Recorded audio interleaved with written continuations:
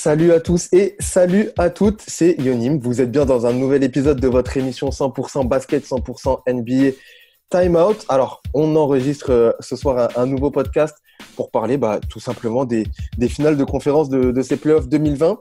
Des playoffs forcément très particuliers puisque saison particulière. On le sait avec cette post-saison dans la bulle d'Orlando. On connaît désormais les deux affiches, que ce soit à l'Est comme à l'Ouest de ces playoffs, avec d'un côté les Lakers qui affronteront les Nuggets de Denver. Ils ont battu dans un game set un petit peu fou les Los Angeles Clippers. Et puis de l'autre côté, on aura une finale rouge et verte avec les Celtics de Boston qui affrontent même en ce moment le Heat de Miami.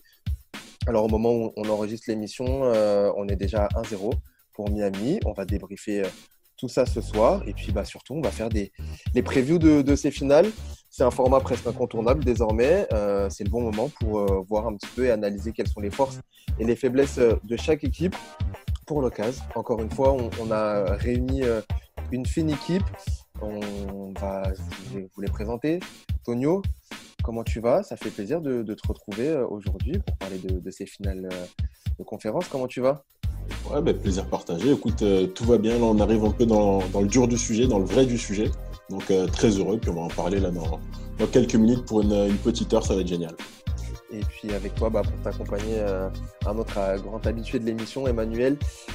Manu, toi, comment tu vas? Je sais que c'est une question un petit peu délicate en tant que fan des Celtics, mais sinon, comment ça va, toi? Non, ça va très bien. J'espère que tout le monde va bien.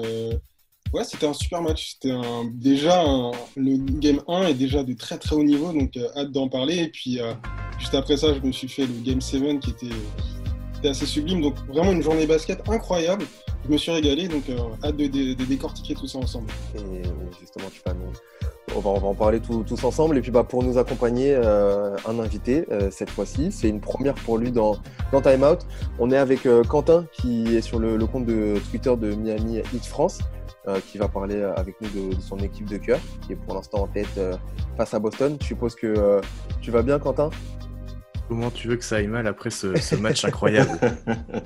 Ça fait plaisir en tout cas de te savoir au top. Non, c'est vrai que ça a été les finales sont très bien lancées en tout cas à l'Est et justement on va parler un petit peu de ton équipe ce soir.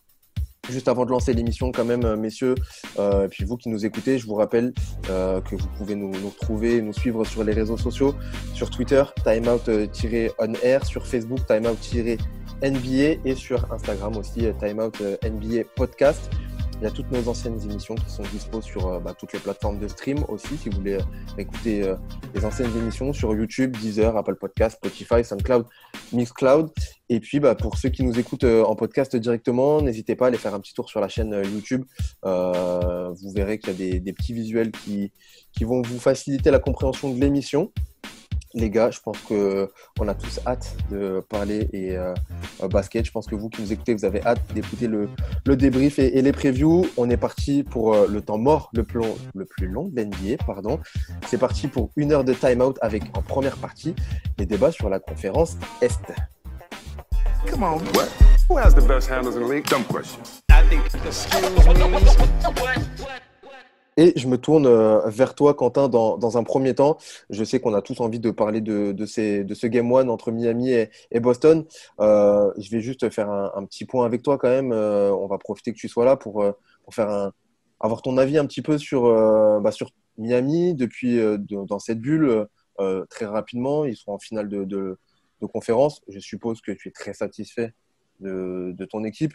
Globalement, comment ça se passe là pour Miami? Est-ce que tu peux nous donner un peu d'éléments de contexte là, avant de parler de ce Game 1? La reprise a été un peu compliquée pour les matchs de seeding où on n'en a gagné que 3 sur 8. On avait un calendrier très compliqué avec Bucks, Raptors, Celtics, les Suns qui ont été invaincus dans la bulle, entre autres 2 fois les Pacers aussi. Quelques matchs ratés par Butler et Dragic, donc forcément ça amène des défaites. Mais sur les playoffs, franchement, rien à dire. La dynamique est incroyable, l'équipe est incroyable et j'ai même pas les mots, tu vois, tellement je m'y attendais pas à ce qu'on soit aussi fort dans cette bulle. Et c'est vrai que Miami, on en avait longuement parlé dans l'émission. C'était une équipe un peu alors, surprise, je ne sais pas si c'est le mot, mais en tout cas qui avait vraiment séduit tout au long de la saison, qu'on n'attendait pas forcément à ce niveau-là, qui avait vraiment réussi à conquérir un peu le public. Et bah là, il confirme en play-off. Parlons de ce match-là, premier match de ces finales à l'Est, qui s'est terminé en prolongation. Victoire de Miami finalement 117 à 114. Quentin, je vais te laisser la parole. Qu'est-ce que tu as pensé là, en première réaction de ce match du coup qui s'est déroulé hier soir? On enregistre là mercredi. Voilà, à chaud là comme ça, victoire. Comment tu t'analyses un petit peu cette victoire? C'était un match incroyable. Miami a eu 14 points de retard en fin de troisième, début de quatrième et n'a jamais abandonné. Enfin, le comeback est assez fou, je trouve. Et perso, j'ai jamais douté de ce comeback parce que cette équipe a montré dans ses playoffs qu'on pouvait compter sur elle dans les moments chauds, dans les quatrièmes quart-temps pour toujours revenir à la charge quand elle est menée ou garder l'avance quand elle a cette avance justement. Et il y a eu quand même pas mal de... Ça a été quand même un peu des montagnes russes dans ce match parce que le premier quart-temps, Miami marque 18 points, 37 je crois dans le deuxième et ça s'est réitéré en deuxième mi-temps, on a mis 16 je crois en plus dans le troisième et 35 peut-être dans le dernier quart, donc assez incroyable ces montagnes russes, mais ça prouve que Miami a je sais pas, cette grinta, cette envie d'aller au bout en fait, tout simplement. Manu, toi, le match là, voilà, journée basket, tu te retapes les matchs là. Comment tu t'analyses un peu à chaud là, du coup, ces matchs-là, on l'a dit, un match assez fou qui se termine en prolongation.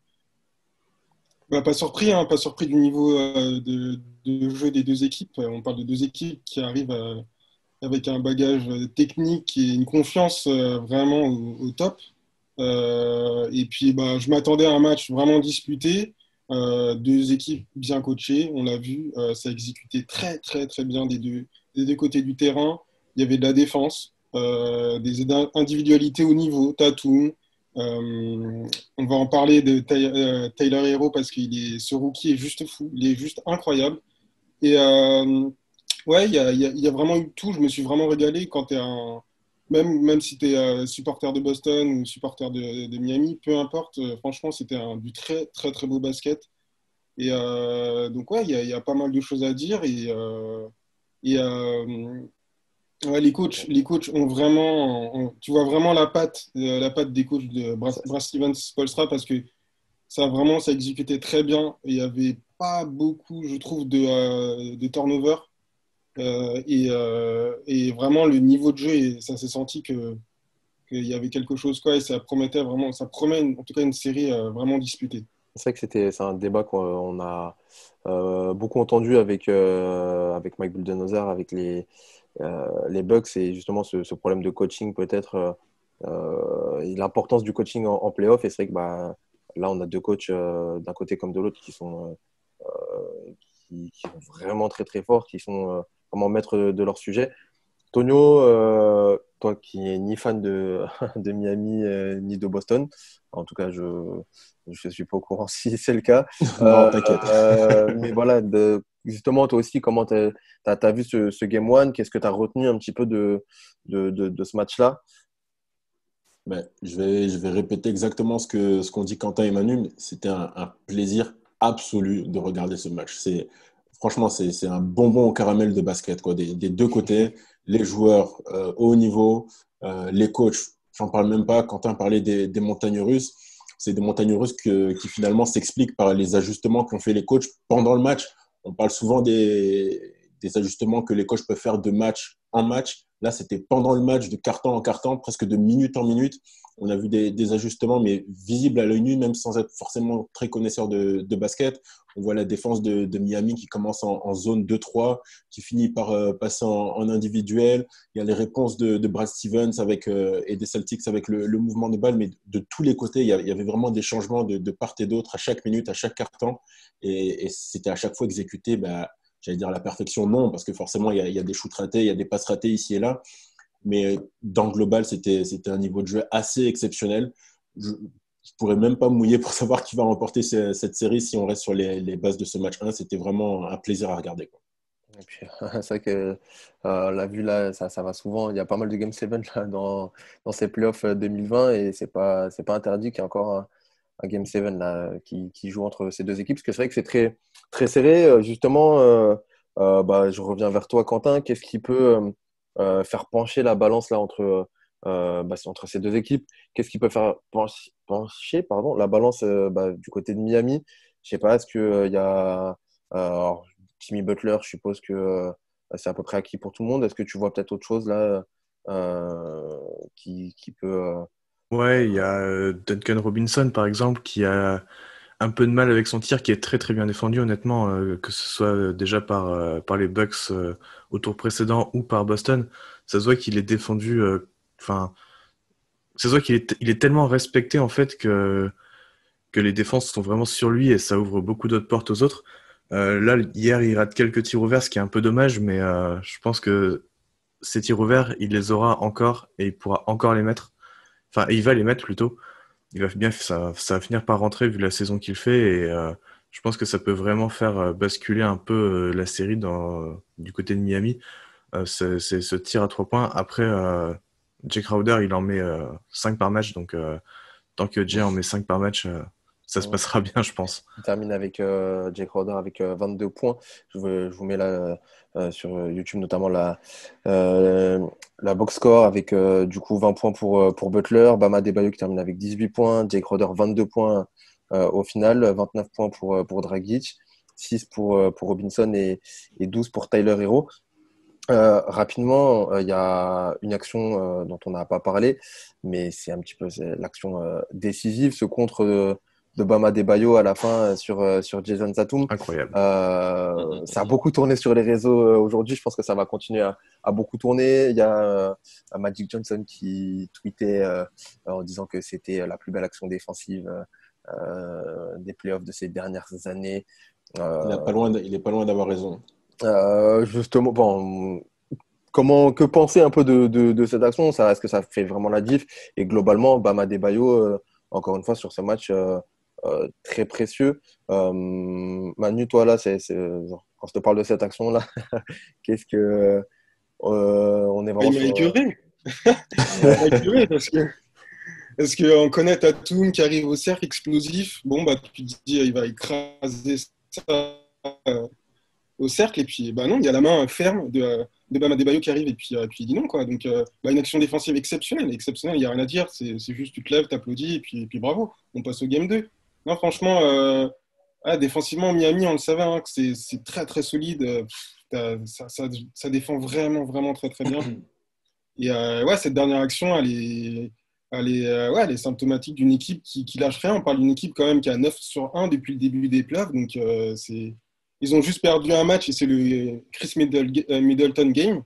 Donc, non, c'est une équipe qui lâche rien. Comme il a dit Quentin, voilà, c'est jusqu'au bout, ça va se battre. Mais,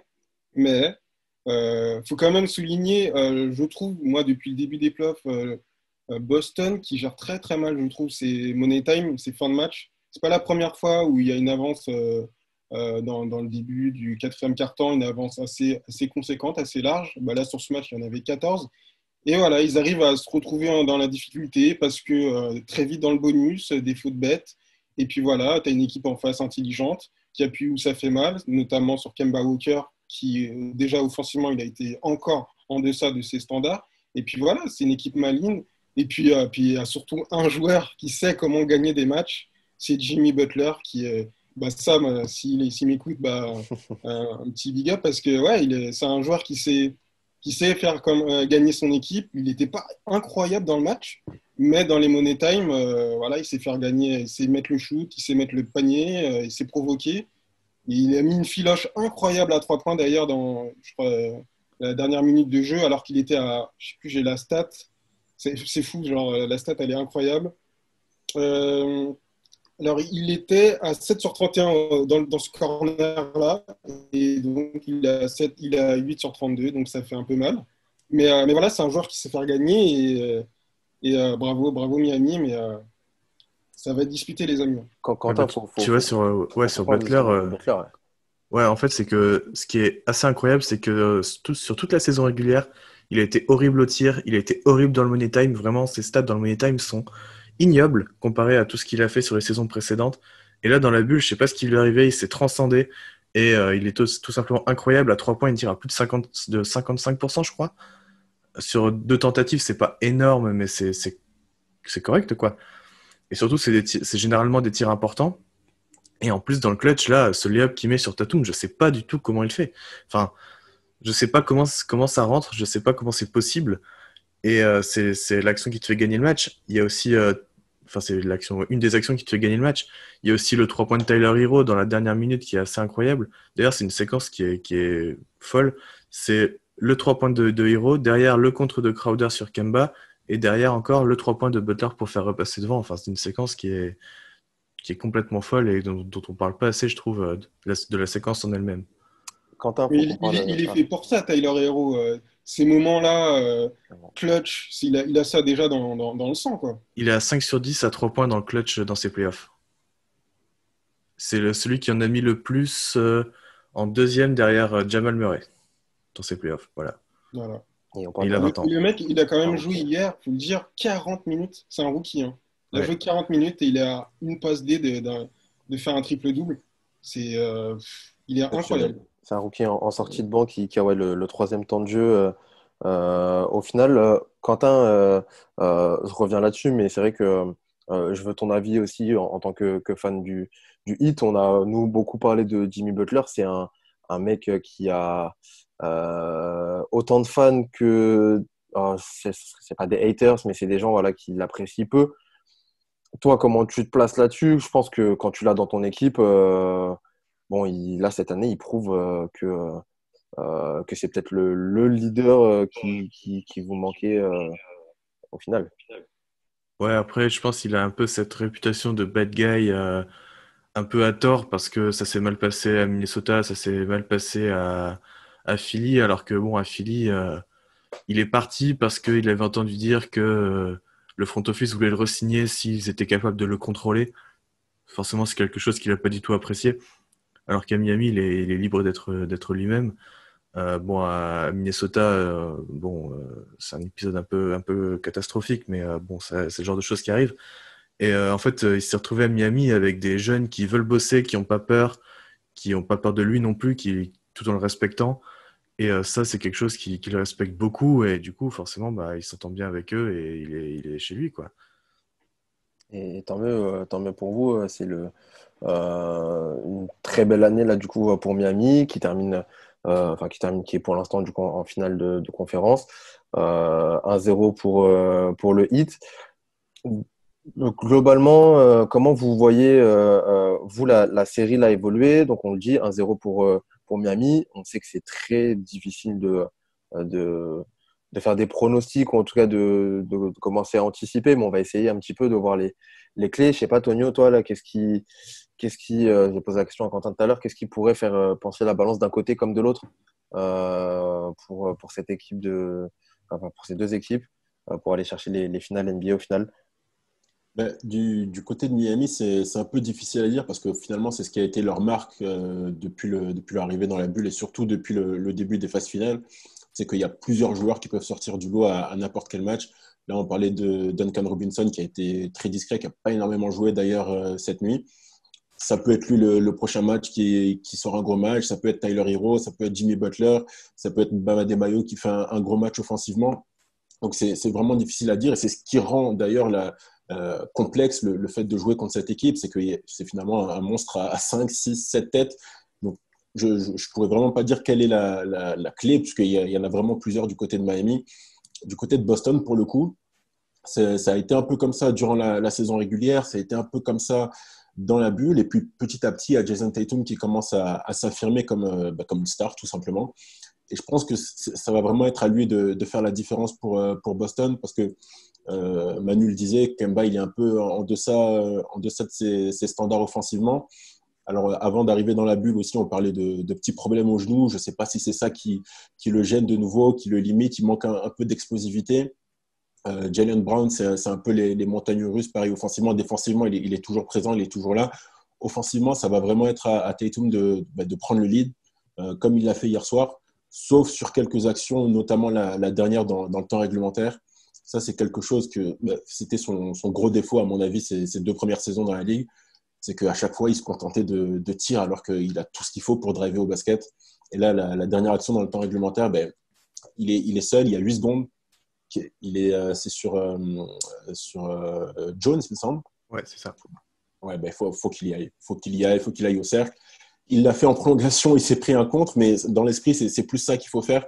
Et il faut vraiment qu'il soit agressif toute la série. Il faut qu'il sorte des matchs à 26, 28, 30 points tout le temps pour permettre à son équipe de gagner. Je dis même 30, je pense qu'il va falloir un chouïa au-dessus pour porter cette équipe offensivement. Regarde, tu dis il va falloir qu'il soit à 26, 27, mais là, hier soir, il a mis 30 points. Il était à 30. Moi, c'est pas à lui de step up. Lui, il est à son niveau, tu vois. Kemba Walker, il doit vraiment dans le mindset. Alors, comme tu dis, peut-être il est gêné par son genou, mais moi, hier, je l'ai vu refuser des mismatchs sur Bam Adebayo. Bam Adebayo n'est pas un ça m'a mismatch. dérangé. Bam Adebayo n'est pas un mismatch pour les guards. Désolé de te couper, mais c'est faux. T'es sérieux en plus? Ah bah oui, bien sûr que je suis sérieux. Arrête, c'est Kemba Walker. À un moment donné, si Kemba Walker, il n'arrive pas à ou en tout cas essayer de driver Bam Adebayo, c'est qu'il y a un petit souci. Walker, hier, il a bien que Bam Adebayo soit rapide, soit fort, mobile latéralement, mais ça reste Kemba Walker. Si Kemba Walker, il ne va pas défier Bam Adebayo en 1 contre 1, à un moment donné, il faut arrêter. Parce que je me rappelle très bien sur cette action-là, Kemba Walker, il décide de passer la balle à Smart qui est défendu par Butler. Donc là, il faut que tu m'expliques. Bah, tu vois, je dis pas que Kemba est pas capable de faire la différence sur Adebayo, mais il la fera pas aussi souvent que sur Dragic, que sur Hero, que sur Nunn, que sur Robinson. Et d'ailleurs, Kemba, hier, face à Bam, il a 1 sur 5 au tir. Et enfin, vraiment, Bam Adebayo n'est pas un mismatch pour n'importe quel guard de la ligue. Vraiment, ça, c'est un truc... Ça sera, c'est enregistré sur tous les réseaux. non, mais c'est un fait. C'est déjà un fait. Vite fait, avant de passer à la deuxième partie, on va passer à l'Ouest juste après. Manu, j'ai posé la question à tout le monde sauf à toi. Toi, là, peut-être du côté de Boston, plutôt, tu parlais de Tatum, de Kemba qui doit faire un peu plus la diff, etc. Est-ce que tu vois un autre facteur, on va dire un facteur X, qui pourrait faire pencher la balance du côté, cette fois-ci, de Boston? Il n'est pas là, il n'est pas encore là, mais il devrait faire son retour, c'est Gordon Hayward. Clairement, Gordon Hayward, sur les 3 matchs contre cette année en saison régulière, il a été très bon contre Miami. Vous avez fait mal, hein, Quentin, je pense que tu t'en souviens un petit peu. Franchement, il a été très bon, Gordon Hayward. Alors, quel Gordon Hayward on va retrouver son retour, s'il va revenir pour le game 1, pour le game 1, pour le game 2 ou pour le game 3. Mais en tout cas, c'est un joueur on a besoin. On a vu un petit peu que Smart, il portait un peu trop la balle. Kemba, il fuyait un petit peu ses responsabilités. Chose que Gordon Hayward, je pense, ne fera pas. Il apportera du playmaking, du shooting à 3 points.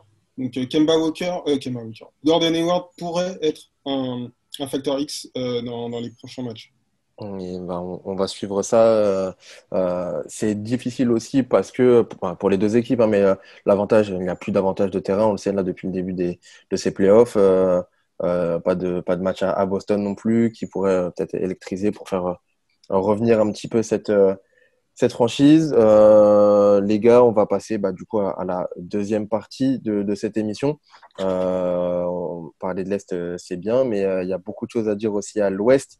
On va parler des Clippers, on va parler des Lakers et des Nuggets surtout qui sont en finale à l'Ouest. On enchaîne tout de suite avec la deuxième partie. Come on, what? Who has the best handles in the league? Dumb question. Et on est de retour pour cette deuxième partie de l'émission Time Out. On est de retour surtout pour parler des playoffs. En première partie, vous l'avez entendu, on a parlé de ces finales NBA à l'Est, avec Miami et Boston. Première victoire de Miami, 117 à 114 en prolongation. Ça fait 1-0. De l'autre côté c'était pas de l'autre côté de l'Atlantique, du coup, pas du tout. On restait dans la bulle à Orlando, mais on parlait de la conférence Ouest avec cette fois-ci un Game 7 entre Denver et les LA Clippers pour savoir qui va rejoindre les Lakers en finale à l'Ouest. Un Game 7, ça fait toujours plaisir. Gros match encore une fois et surtout, enfin gros match, gros choc des Clippers. Avant de parler de faire les previews de ces finales à l'Ouest, parlons quand même de ce match qui avait lieu du coup hier soir entre les Nuggets et les Clippers. Tonio, Manu, vous le disiez tout à l'heure, match incroyable. Bon, qu'est-ce qu'on peut tirer comme enseignement de ce match, de ce Game 7 là, Manu? Bah, all-time, histoire, la légende. Dans la légende, Denver dans la légende. C'est franchement, il y a trop de trucs à dire. Denver, bah déjà, on va commencer par les gagnants quand même. Denver, Denver historique, complètement magnifique, vraiment. Je sais même pas quoi dire. C'est une équipe qui n'a rien lâché. À chaque fois, on était là, les médias étaient là. Ouais, il y aura Lakers, Lakers Clippers en finale. Eux, ils voyaient ça, ils disaient rien. Et à chaque fois, donc il y a eu il y a eu, faut recommencer quand même un petit peu, récapituler. On a vu un petit peu en difficulté contre Utah. C'était mené 3-1, ils ont réussi à renverser la vapeur avec un Murray complètement all-time avec des 50 points, 60, enfin juste incroyable, juste incroyable. Non, peut-être pas 60, je sais plus, 50 au moins. Ouais. 2 fois 50, ouais, 2 fois 50, c'était ça. Et donc, ouais, pour moi, c'était logique qu'ils passent Utah, mais ils ont galéré, donc voilà.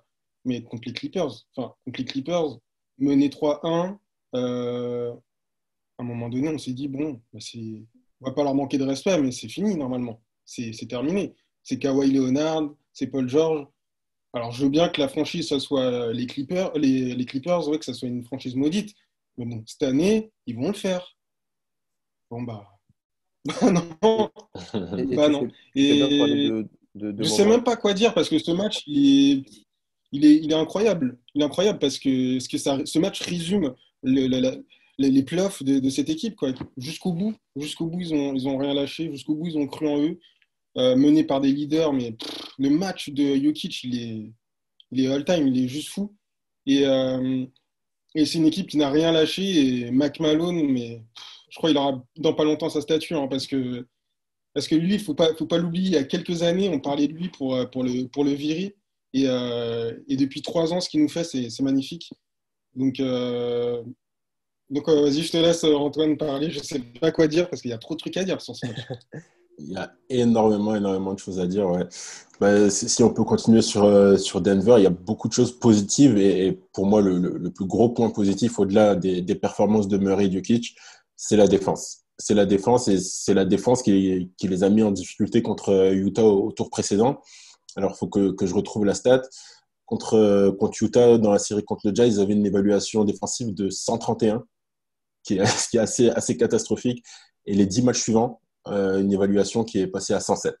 Voilà, c'est une amélioration de quasiment 23 points.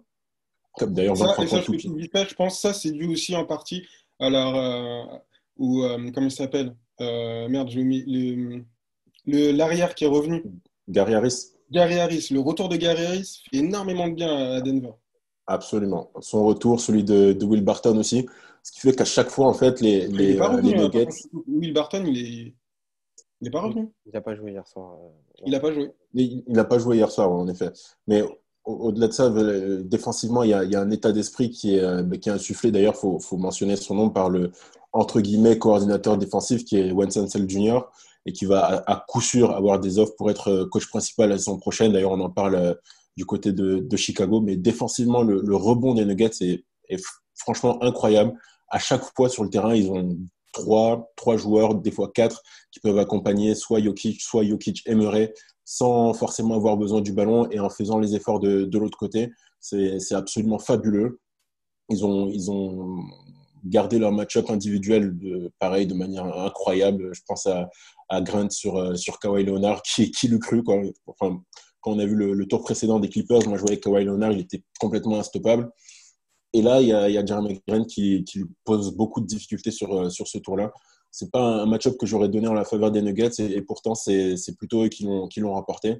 Et puis après, offensivement, bah, tu as les deux stars, hein, les deux superstars, même j'ai envie de dire. Nikola Jokic fait un match monstrueux la nuit dernière. Murray, pareil, mais il a des couilles, mais énormes, énormes. Clairement. À chaque fois, il a pas peur du moment. Et ça, il avait déjà montré des petites bribes de ça la saison dernière contre San Antonio, où ça a été un peu en dents de scie, un peu les montagnes russes. Mais finalement, il avait rebondi alors qu'il y a plein de jeunes joueurs qui se seraient écroulés sous la pression. Et là, maintenant, c'est la confirmation totale, quoi. Franchement, Denver, bravo. Bravo à tous les étages, le coaching, les joueurs de rotation. Michael Porter Jr., qui est, avec le retour de Gary Harris, est passé sur le banc, ce qui lui permet de rentrer contre des joueurs a priori un peu plus faibles que les titulaires. Il tire avantage à 100%. C'est vraiment intelligent. C'est à tous les étages. Félicitations à cette équipe. Et puis après, faut parler des Clippers. Je vais laisser la parole à Quentin, à toi aussi, Lionel, mais les Clippers, il y a beaucoup de choses à dire aussi. Petit rappel quand même, du coup, sur le box score, donc les Clippers enfin les Nuggets surtout, qui ont gagné 104 à 89. Manu, tu parlais de Murray, historique 40 points pour lui. Nikola Jokic, toujours dans les bons coups, 16 points, 22 rebonds, 13 assists, comme d'habitude, accompagné bien évidemment de Gary Harris, de Jeremy Grant, tous les deux à 14 points. Voilà pour le box score des Nuggets. Parlons effectivement, on parlera des finales de conférence juste après, mais il faut quand même parler de ces Clippers-là, parce que si on nous avait demandé il y a quelques jours quelle serait la finale NBA, on était tous partis sur une finale Lakers, enfin une finale Los Angeles 100%. On n'était pas loin, les Clippers n'étaient pas loin, et en fait, non, comme d'habitude, j'ai envie de vous dire, ils se font reprendre. Qu'est-ce qu'on peut dire de cette franchise qui veut se lancer sur cette franchise-là qui est entre guillemets maudite et qui n'arrive pas à avancer et qui a choc comme jamais encore. Elle est, Ouais, Antonio. elle est peut-être maudite, mais sur ce match, d'ailleurs, sur ce match, c'est pas que sur ce match, c'est sur toute la saison. Il n'y a pas de malédiction qui tienne. Il y a des signes annonciateurs qu'en fait, on aurait dû voir venir. Et moi, je rigole parce que mon pic pour les finales, c'était Philadelphie Clippers.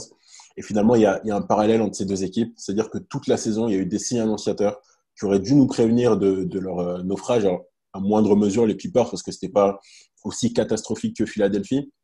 Mais finalement, il y avait toujours la même chose, c'est-à-dire l'irrégularité, le manque d'alchimie, les trous en défense. Par moments, ils étaient complètement comme s'ils étaient ennuyés par le match, qu'ils n'avaient pas envie d'être là. Toute la saison, hein. Je ne parle pas que des playoffs. Ouais. Et puis, il y a surtout un signe qui est peut-être un détail, mais là aussi qui aurait dû nous faire tilt, c'est le comportement des joueurs, quoi. Les mecs se comportaient comme s'ils avaient déjà fait quelque chose dans cette ligue, ils ont fait des choses dans cette ligue, mais pardon, comme s'ils avaient déjà gagné, comme si c'était déjà des champions, et que finalement le titre leur était dû cette année. Quand t'es pas champion, quand t'as pas gagné, t'es censé avoir une certaine fin, un certain respect pour le jeu. On l'a vu, c'est des chambrages à gogo. Tu peux chambrer quand t'es les Warriors et que t'as 3 bagues. Tu peux chambrer quand t'es le LeBron James et que t'as 3 bagues. Quand t'es les Clippers et que justement t'as toute une histoire de franchise derrière toi à rattraper, à corriger, un peu de sérieux, je vois. Un peu de sérieux, tu peux rigoler, mais un peu de sérieux, un peu de respect pour le jeu et pour l'adversaire. C'est un détail, c'est pas ça qui les a fait perdre, mais c'est un signe aussi qui montre que finalement cette équipe n'était pas prête à remplir toutes les attentes qu'on avait placées en elle. Et je m'en veux même de ne pas avoir vu cet échec venir parce que, encore une fois, il y avait plein de signes annonciateurs. Et puis après, le coaching de Doc Rivers, il y a plein de choses à redire. Il n'a pas fait d'ajustements pendant la série. On parlait du match contre Miami et Boston, les ajustements pendant le match. Là, c'est pendant la série. Il n'y a rien eu toute la série. Il a fait des prises à 2 sur Nikola Jokic. Alors c'est peut-être le meilleur pivot passeur de l'histoire du jeu. Enfin, il y a plein de petites erreurs comme ça qui n'ont pas été corrigées. Et cette défaite, au match 7, elle est logique. Cette défaite dans la série, elle est logique. Et il va falloir une grosse remise en question de la part des Clippers pour corriger le tir la saison prochaine. Quentin, toi, ces Clippers-là, on parle beaucoup là du choke aussi de Kawhi Leonard, de Paul George qui s'est fait beaucoup tacler là avec son petit surnom sur les réseaux. À eux deux, c'est 24 points seulement là dans ce match-là. Est-ce que tu es comme Tonio, tu penses qu'il y avait des signes annonciateurs? Est-ce que comment tu vois un petit peu ces Clippers et surtout Kawhi Leonard qui était annoncé un peu comme le Messi du côté de Los Angeles et des Clips et au final qui échoue. Comment tu t'analyses toi, un petit peu tout ça? Bah ouais, je pense qu'il y avait des signes annonciateurs, mais je pense on n'y a pas trop prêté attention parce que Kawhi a raté des matchs, parce que Paul George a raté des matchs, il y a eu quelques blessures par-ci par-là encore. Donc je pense qu'on s'est dit, bah une fois qu'ils seront au complet, voilà, ça va rouler tout seul. Mais en fait, c'est pas comme ça que ça marche. Il n'y a pas de bouton on-off, play-off. Enfin, je suis désolé, mais Kawhi Leonard et Paul George qui cumulent 2 sur 19 au tir, dont 1 sur 10 à 3 points en deuxième mi-temps, 0 lancé tenté, c'est honteux, c'est pas possible. Dans n'importe quel monde, c'est pas possible que tes deux stars fassent ça dans un match 7 pour aller en finale de conférence. Enfin, je comprends toujours pas. Ouais, ça me démontre bien le gros choc de cette équipe. Ouais. Et j'ajouterais juste que Patrick Beverley est un clown. Voilà. Il fallait que ça sorte. Non, mais Euh, c'est peut-être une blague, je sais pas, Quentin, mais ça rejoint ce que je dis sur le comportement. C'est que lui aussi, Ouais, exactement. Je suis totalement Patrick, d'accord avec toi sur le comportement. Enfin, ouais, je pense qu'eux-mêmes se sont dit, bah ouais, c'est bon, on est au complet, on va y aller, tranquille. Alors que ouais. non, c'est pas comme ça que ça marche et ils en voulaient pas assez, clairement.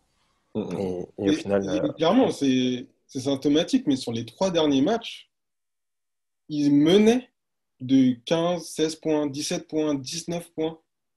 Donc ça rejoint un petit peu la thèse du c'est suffisant, on a fait le job, c'est bon, ils reviendront pas, c'est bon. Bon, on a perdu une fois sur le Game 5, mais bon, sur le Game 6, on mène de 16 points, ils vont pas le refaire. Allez, on le perd. Bon, le Game 7, on mène de 17 points, c'est bon, on peut se permettre de lever le pied, les Lakers nous attendent. Non, ils l'ont fait 3 fois de suite. Non, mais t'es Ouais, fan ouais, des Clippers, tu pètes un câble. Ils l'ont fait 3 fois de suite, les amis. ouais. 3 fois de suite. C'est juste fou. Moi, je trouve ça incroyable. L'insuffisance dans cette équipe, c'est terrible. Ouais. et, Ça, et et- au-delà du choc des Clippers, faut quand même montrer le mental incroyable des Nuggets parce que c'est pas, c'est quand même pas facile de remonter 3 fois, enfin trois écarts pareils sur 3 matchs de suite en playoff face à une équipe qui est supposée être une des meilleures de la ligue. Enfin, le mental de cette équipe de Denver est incroyable. Et Jamal Murray, Nikola Jokic, dans 3 ans, attention, parce que là, c'est déjà assez fou, mais dans 3 ans, ça va Ouais, être en monstrueux. sachant c'est ça. Eux, qu'ils l'ont ils ont, fait. pour le coup, Denver, je complète. Denver, eux, ils ont jamais plus ou moins déjoué. Ils ont jamais déjoué. Ils ont toujours joué leur jeu, qui perdait ou qui gagnait. Ils ont toujours joué leur jeu en jouant dur. Mais eux, voilà quoi. Donc clairement, clairement, sur la totalité, les 48 minutes, c'est logique finalement. Ils Logique. gardaient le même rythme, je trouve. Moi, personnellement, je trouve que c'est finalement sur 48 minutes, c'est logique. Eux, ils ont pas descendu en rythme. Et en face, tu vois des joueurs. Mais Denver, ils devaient le savoir. Les Malone, les Jokic, tout ça, ils devaient le voir que qu'ils n'étaient pas respectés. Franchement, je pense que Jamal Murray, Jokic, ils devaient le voir qu'ils n'étaient pas Mm. respectés. Et, euh, et ce qui est très fort, c'est qu'à aucun moment, ils étaient menés, mais ils n'ont pas déjoué, ils n'ont pas forcé. Ils ont continué à croire en eux, à jouer juste, simple, à faire les passes, l'extra passe, à jouer pour le gars qui est tout seul. Et franchement, c'était magnifique à voir Denver, je trouve. Mhm. On va enchaîner juste petite stat aussi. On parlait du mental de ces Nuggets. C'est la seule franchise dans l'histoire à remonter 2 fois dans une même série de playoffs, à remonter 2 fois 3-1. On est vraiment sur des playoffs assez incroyables sur cette année 2020, très Ouais, la bulle, ça particulière. aide, hein, je pense. Elle est Carrément, particulière, ça, cette bulle. ça, ça crée un contexte. On doit parler, messieurs, on a beaucoup parlé de ces Nuggets et de ces Clippers aussi qui ont eu du mal. Il faut qu'on parle de l'autre équipe de Los Angeles. Cette fois-ci, on va essayer de faire une petite preview là, de cette finale avec d'un côté les Nuggets qui sortent de 2 fois de Game 7, qui vont peut-être arriver un peu fatigués, mais en même temps euphoriques après leur victoire. On a vu l'image avec Malone dans le vestiaire. Il y a vraiment une jolie cohésion autour de cette équipe. Mais de l'autre côté, on a une équipe des Lakers qui a réussi à se débarrasser des Rockets, pardon, de James Rockets. Harden, de Russell Westbrook, qui sont arrivés, alors je vais pas dire sereinement, mais un petit peu plus sereinement en tout cas en finale, qui sont favoris depuis le début de saison. Voilà, messieurs, cette finale-là à l'Ouest, comment vous la sentez entre ces deux équipes? Quentin, toi, les Lakers, est-ce que véritable favori? Est-ce que comment tu sens un petit peu cette franchise avec LeBron notamment? C'est clairement les favoris, hein. Je pense qu'il n'y a pas trop de débat là-dessus. Maintenant, voilà, attention à Denver, on sait de quoi ils sont capables, surtout quand ils sont menés, donc on ne faudra jamais se reposer non plus. Mais ouais, clairement favori. Bah, déjà, tu as LeBron James, tu as Anthony Davis. Je pense que c'est, je sais pas, C'est peut-être le suffisant. duo le plus fort de la NBA actuellement. Enfin, je sais pas, je me trompe peut-être, mais je vois pas quel duo est meilleur en NBA. Et bah, déjà, ça te permet d'aller en finale de conf. Est-ce que ça va te permettre d'aller en finale NBA face aux Nuggets? Probablement, je pense que oui. Après, tu as des bons role-players autour. Je pense qu'il leur manque quand même d'un joueur capable de se créer son tir pour les moments bah, justement où LeBron James sera pas là, où Anthony Davis sera un peu dans le dur. Mais ouais, je pense, je les vois passer. Je sais pas encore en combien de matchs. Je me suis pas posé la question pour le moment, mais ouais, je T'as les vois juste- passer. t'as jusqu'à la fin de l'émission pour trouver un petit pronostic. T'inquiète, Tonio, toi, les Lakers, qu'est-ce que tu en as pensé de cette franchise? C'est vrai que quand tu as LeBron James, Anthony Davis, il n'y a pas grand-chose à rajouter, mais il y a quand même une jolie équipe autour de ça Ouais. qui a réussi à contrer bah, les Rockets. Euh, voilà, là, tu les sens comment, toi, ces Lakers-là? Bien, pas bien pour cette finale? Ça va le Bah, faire? forcément, je les sens bien. C'est une machine qui roule et qui tourne tranquillement. Après, on avait fait des previews avant le premier tour des playoffs. Moi, j'ai annoncé un premier tour plutôt compliqué contre Portland. Finalement, c'est passé assez simplement parce que les Trailblazers étaient vachement diminués avec Damian Lillard qui a manqué la fin de la série. Contre les Rockets, pareil, ça aurait pu être une série finalement un peu plus musclée, mais de ce on a entendu de Houston, Russell Westbrook était vachement diminué, il s'était pas vraiment très bien remis du Covid qu'il avait attrapé. Donc du coup, c'était encore une fois une série plutôt aisée pour Los Angeles. Donc ça a permis finalement de mettre en route la machine. Et puis je vais faire un petit parallèle avec les Clippers, où on a vu une équipe qui n'était pas du tout à l'image de leur leader, à l'image de Kawhi Leonard, qui n'a pas réussi à mettre son leadership, son empreinte sur l'équipe. Et parfois, ça s'est vu un peu avec de l'énervement ou du dépit sur le parquet. Pour les Lakers, c'est complètement l'opposé. C'est une équipe qui ressemble à LeBron James. Ils ont pris la mentalité de LeBron James. Ils sont prêts pour les playoffs. Elle est peut-être un peu limitée sur certains secteurs, notamment les secteurs extérieurs. Il manque un peu de créateurs. Mais voilà, les playoffs ont débuté, les choses sérieuses ont débuté. On voit Rajon Rondo qui je ne sais pas d'où il sort. Je l'ai annoncé complètement mort, ce type, mais encore une fois, il sort la tête de l'eau. Voilà, c'est une équipe qui roule, qui est en confiance. Et Est-ce que franchement, j'ai même. Oui, vas-y. c'est-à-dire, je te donne une deuxième chance là. Tu t'es un peu foiré avec les Sixers, avec les Clippers. Est-ce que là, tu vois des signes annonciateurs là pour ces Lakers ou pas? Bah écoute, j'aurais peut-être pris l'upset on va peut-être faire nos pronos après, j'aurais peut-être pris l'upset de Denver dans d'autres circonstances, mais là, je pense que les deux séries en 7 matchs vont être un peu lourdes sur les jambes. Mais en termes de match-up, là aussi, il y a vraiment de belles choses à voir, quoi. Pour le coup, je pense pas que Frank Vogel fasse la bêtise qu'a fait Doc Rivers de faire des prises à deux sur Nikola Jokic, parce que d'une, il a Anthony Davis qui va pouvoir match-up tout seul en individuel. Donc ça, c'est magnifique, hein. Tu as peut-être le meilleur intérieur défendeur avec Joel Embiid contre un des meilleurs intérieurs offensifs comme avec Nikola Jokic. La petite faiblesse extérieure des Lakers contre Jamal Murray qui est en feu depuis 3 semaines. Les coachings qui sont tous les deux au niveau, tout simplement, ils sont là. Les role-players qui ont leur place, qui font pas de vagues, qui font pas de remous, pas dans les conférences de presse ou en dehors, ils sont là, ils ont leur rôle, ils le tiennent parfaitement. Franchement, ça aurait été une très très belle série si les Nuggets avaient pas fait d'autres séries en 7 matchs avant. Là, je pense que physiquement, il va être un chouïa court pour faire l'upset. Manu, t'en penses quoi, toi? Tu les sens bien, toi, ces Lakers, Qu'est-ce que tu peux rajouter que Ouais. Tonio n'a pas dit déjà sur ces Lakers-là? J'ai un peu Ouais, il monopolisé a la un petit peu parole. tout dit. C'est une équipe qui est en mission, quoi. Depuis l'arrivée de LeBron, on sait très bien que bah, ça vise le titre, les Lakers. Donc, d'autant plus avec la mort de Kobe, ils sont vraiment en mission. C'est vraiment cette année, ce serait vraiment symbolique qu'ils aient cherché ce titre. Ouais, ouais, clairement, contre Portland, ils ont déroulé. Contre les Rockets, ils ont été incroyables, avec des Rockets très décevants, faut le dire quand même. Mais attention quand même, Denver, oui, Denver sera fatigué, mais Denver n'a rien à perdre. Denver n'a rien à perdre, ils ont tout à gagner. Ils sont en Ça, finale c'est de sûr. conf, cette équipe, elle peut encore nous surprendre. Franchement, et là je pense qu'ils l'ont vu, hein, les Lakers, c'est vraiment une équipe à pas prendre à la légère. Tout peut se passer, encore plus dans cette bulle.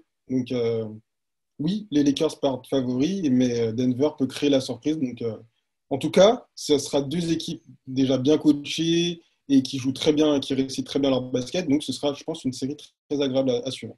Et autre élément aussi important, je pense à ça, ça a été dit notamment par Adam Silver cette semaine, c'est vrai que le format de la bulle fait que il n'y a pas de déplacement à faire pour les joueurs, que Ouais. sur des Game 7, enfin enchaîner beaucoup de matchs, forcément ça peut estirer les organismes, mais à côté de ça, les joueurs ont pu apprendre l'avion à 2 heures du matin, passer des nuits très courtes, à voyager partout dans les États-Unis. Ça facilite grandement la récupération et c'est peut-être pour ça aussi qu'on a vu des jolis matchs de playoffs. Ça peut aussi peut-être faire la différence. Tonio, tu parlais euh, Mhm. peut-être d'une petite faiblesse physique qui pourrait toucher les Nuggets. Au final, peut-être pas. Peut-être que bah, ils vont réussir à l'épuiser un petit peu et faire en sorte que ça se sente pas trop, en sachant que bah, ils ont effectivement moins de déplacements, voire plus du tout à faire là avec cette bulle. Pour terminer là cette petite preview, rapidement les gars, un par un, est-ce que vous voyez vous enfin, quel va être le facteur un petit peu comme d'habitude, le facteur X un petit peu qui va faire pencher la balance entre les Clippers et entre les, les Nuggets, Contre les Lakers. les Lakers, pardon, Ouais. entre les Lakers et les Nuggets. Voilà. Est-ce que toi, Quentin, si tu devais cibler un truc là que tu regarderais sur cette série? Hmm, Je pense que ça va être la défense. Je sais pas comment Denver stop Anthony Davis, honnêtement. Tu peux lui mettre du Millsap, tu peux lui mettre du Jeremy Grant, mais à part ça, ouais, tu vas lui mettre du Plumlee peut-être un peu, mais aucun de ces joueurs-là n'est suffisant. Pareil, comment tu défends LeBron, tu peux lui mettre du Torrey Craig, tu peux lui mettre du Gary Harris, mais pareil, est-ce que ce sera suffisant? Pour toi, ça va Je être sais pas. comment va défendre les Ouais, Nuggets c'est la défense de face aux deux Denver, il stars va falloir qu'ils soient excellents collectivement sur les aides et sur les rotations pour pouvoir espérer pas stopper LeBron et AD, mais au moins les limiter. les ralentir et ralentir l'équipe. Ok, Manu, toi, qu'est-ce que tu vas regarder de ton œil expert sur cette série? Je t'avoue que là, en vrai, en y repensant, l'état de forme de Jamal Murray, que je trouve, c'est vrai qu'il a beaucoup joué depuis le début des playoffs. Donc, si lui il puise un petit peu dans ses retranchements, ça peut être très vite compliqué pour Denver, sachant que je pense les Lakers ne feront pas du tout la même erreur que les Clippers, à savoir laisser Denver remonter. Si eux, ils ont l'occasion de mettre la tête sous l'eau à Denver, ils le feront. Donc, vraiment vérifier ça. Par contre, s'il y a 3-1 pour les Clippers, pour les Lakers, attention, on peut clairement s'inquiéter du coup pour les Lakers, parce que bah, Denver ne rate rien. Donc attention, s'il y a 3-1 Lakers, attention. On va surveiller ça. Je suis en train de regarder les stats là. Ça fait 39 minutes de moyenne là pour Jamal Murray. Il tourne du coup en 27 points, en 6 assists, 5 rebonds. Mais ouais, je pense qu'on n'est pas loin de 14 matchs pour lui. Je pense qu'on n'est pas loin du joueur qui a le plus joué de ses playoffs, que ce soit en moyenne ou en match joué, en minutes jouées aussi. Je pense que c'est un bon facteur. Toi, Tonio, vite fait là, qu'est-ce que tu vas surveiller quand même sur cette série? Mais je vais rejoindre Quentin complètement. Il a totalement raison. Ça va être la défense collective des Nuggets. Parce que individuellement, ils n'ont pas les armes pour stopper les deux meilleurs joueurs en face. Mais collectivement, avec les rotations, si Wes Unseld Jr. arrive à nous concocter encore une petite recette comme il vient de le faire contre les Clippers, c'est par là que va passer le sali de Nuggets. Et de l'autre côté, pour les Lakers, je pense que la clé, ça va être qui est le troisième homme, qui est la troisième personne qui va sortir son épingle du jeu offensivement. Au tour précédent, c'était Rajon Rondo. Est-ce qu'il va encore réussir à faire ça? Je pense que ça va être plus compliqué avec Gary Harris, qui est un défendeur d'un autre niveau que Russell Westbrook et James Harden. Il va falloir qu'un autre joueur marque des points, tout simplement, parce que ça ne va pas passer avec Anthony Davis et LeBron James qui vont mettre 40 points chacun par toute la série. Ils ne sont pas en capacité de le faire tous les deux. Donc, il va falloir un autre joueur qui mette ses 18-20 points pour apporter et d'ailleurs, pas forcément le même toute la série, mais il va falloir un troisième joueur qui apporte sa pierre à l'édifice offensivement. Alors ça pourrait être Danny Green peut-être, hein, bon, qui est un peu en difficulté, mais il faut aller le chercher. Bon, Caruso, Alex Caruso, ça va être plus difficile. Peut-être Kyle Marquis Kuzma Morris, on a vu. Marquis Morris installé dans le 5. aussi, Ça peut être lui, ouais. qui a toujours des petits moments de show. Voilà. On va voir aussi comment vont être intégrés Dwight Howard et Javal McGee. J'avais bien aimé contre les Rockets le coaching de Vogel, voilà, qui avait compris que face aux Rockets, ça servait peut-être à rien d'avoir ces intérieurs, qui a réussi à s'adapter quand même à ces Rockets-là. Alors bon, c'est vrai qu'ils ont très décevants aussi les Rockets, mais Ils sont fait euh, battre à leur propre jeu finalement. C'est ça qui est ca- beau. carrément. Mais alors que Ouais. voilà, en tout cas, il y a un joli coaching du côté des Lakers. Ça peut aussi faire la diff. On va suivre tout ça. Avant de terminer cette émission, messieurs, vous n'allez pas y couper. On va se faire des petits pronos. On va commencer là, sur les pronos de la série à l'Ouest. Manu, je vais commencer par toi parce que je sais pas, j'ai envie de commencer par toi. Lakers, Nuggets, qui? Qui?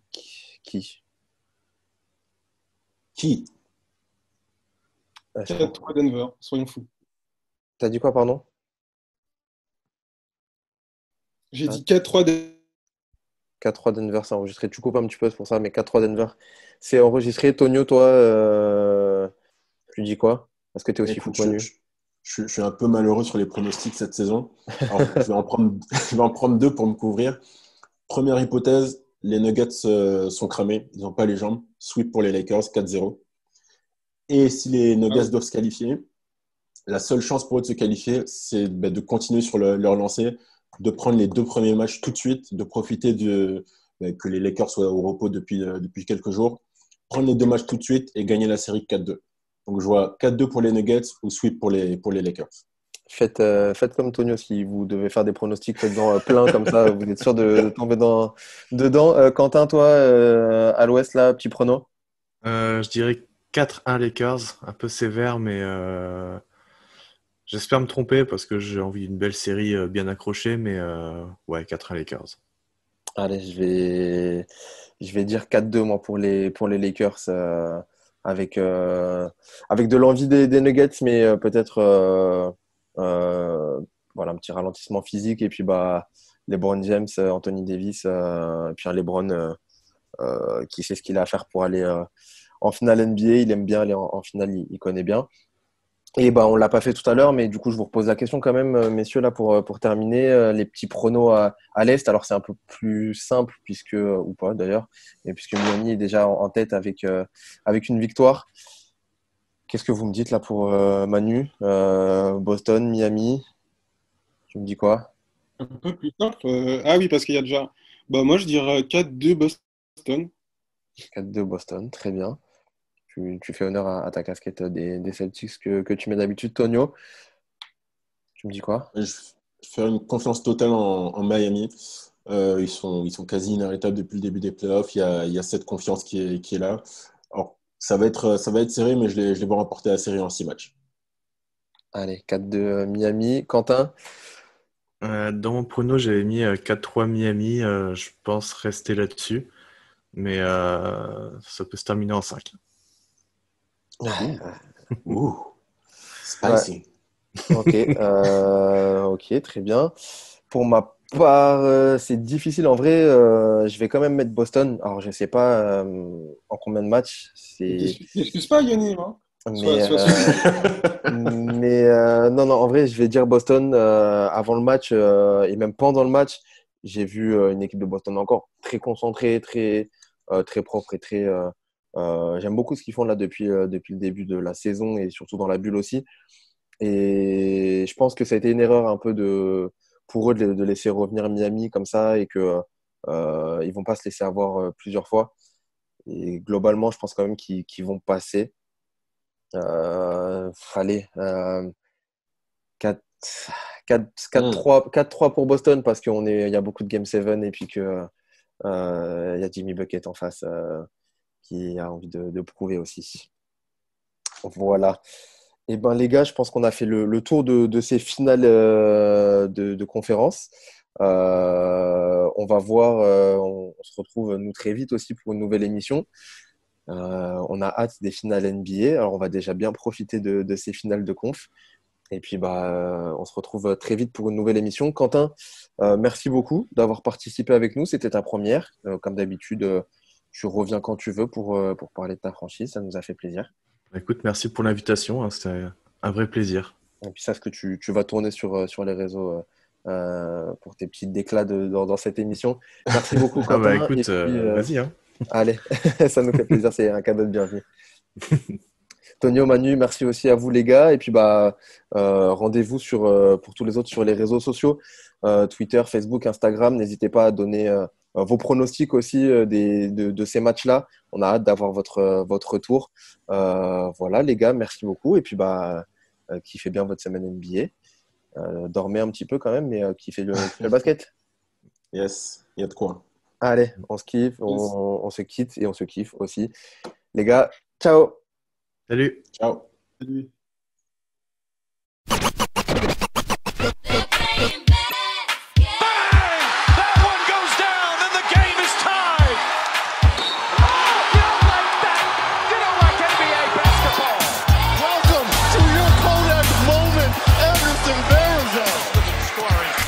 Also an open up